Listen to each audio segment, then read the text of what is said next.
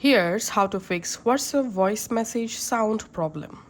So the first solution, check microphone access. So find out the WhatsApp app in your app library. Long press on WhatsApp. Tap this eye icon to go app info page. In here, tap on permissions and find out microphone permissions under allowed and not allowed section. Just tap on microphone. And here we have to allow microphone permissions for WhatsApp. So select here, allow only while using the app option.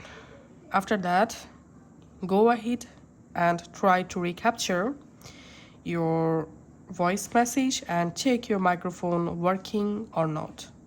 So this was the first solution. The second solution is try to update your WhatsApp app. So go to your App Store or Play Store, search for WhatsApp.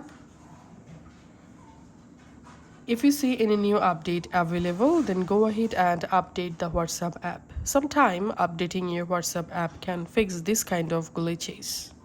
Once updated, go ahead and check your voice message sound problem fixed or not. The last and final solution is you have to uninstall the WhatsApp app completely.